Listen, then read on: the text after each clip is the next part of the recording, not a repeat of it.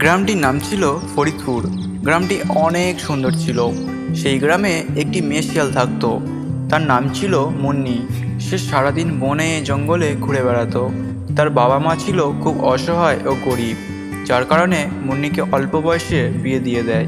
কিন্তু মুন্নির বাবা মা কিছু না দেওয়ায় মুন্নির শাশুড়ি ও তার স্বামী খুব অপমান ও মারধর করত। কিন্তু সে এই সমস্ত কথা কাউকে বলতে পারতো না, তাই ঘরে একা বসে কান্নাকাটি করত। একদিন মুন্নির শ্বশুরবাড়ির লোকজন মুন্নিকে বাড়ি থেকে তাড়িয়ে দেয়। সে মনের দুঃখে যেদিকে চায় সেদিকে যেতে লাগলো। এরপর মুন্নি হাঁটতে হাঁটতে একটা জঙ্গলের মধ্যে চলে আসে এবং একটা গাছের নিচে বসে থাকে।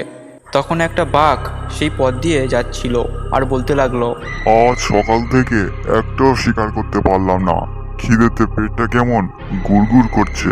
তখন বাঘ মুন্নিকে দেখতে পায় আর বলে, ওই তো ওখানে একটা শিয়ালিনী বসে আছে, যাই আজ ওকে খেয়ে আমার ক্ষুধা মেটাবো। এই বলে বাঘ মুন্নির কাছে যেতে লাগলো। বাঘ যখন মুন্নির কাছে আসে তখন মুন্নিকে বলে, কি হয়েছে তোমার?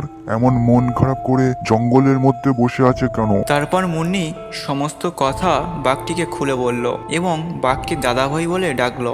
দাদাভাই ডাকটি শুনে বাঘ খুব খুশি হলো। সমস্ত কথা শুনে বাঘ বলল, তোমার কোনো ভয় নেই মুন্নি, আমি তোমার খাবো না। তোমায় দেখে কেমন জানি আমার মায়া হলো। আমার সাথে তুমি আমার বাসস্থানে চলো। এরপর মুন্নি ও বাঘটি বাসস্থানের উদ্দেশ্যে রওনা দিল। তারা হাঁটতে হাঁটতে জঙ্গলের পথ ধরে সেই বাঘের আস্তানায় চলে গেল। তারপর কিছুদিন ধরে বাঘটি দাদার বন্ধনে জড়িয়ে মুন্নিকে নানা রকম খাবার এনে দিত এবং তারা একসাথে ঘুরতে যেত। এভাবেই তাদের সময় কেটে যেত। একদিন বাঘ বলল, চলো মুন্নি, তোমাকে তোমার শ্বশুর বাড়িতে দিয়ে আসি। কিন্তু তারা তো আমাকে বাড়ি থেকে তাড়িয়ে দিয়েছে, কিভাবে যাব আমি? তোমার কোনো ভয় নেই মুন্নি, তোমার সঙ্গে আমি যাব, আর তুমি দেখবে আমি ওখানে গিয়ে কি করি।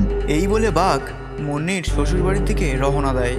বাঘ যখন মুন্নির শ্বশুরবাড়িতে আসে তখন একটা গর্জন দেয়। বাঘের এই গর্জনে মুন্নির শাশুড়ি ও তার স্বামী খুব ভয় পেল। তখন বাঘটি বলল, এরপর থেকে কখনো তোমরা মুন্নিকে আর কষ্ট দেবে না। সে আমার এক বোন, আমি তাকে মাঝে মাঝে দেখতে আসবো, কথাটা যেন মনে থাকে। এ কথা বলে বাঘটি চলে গেল।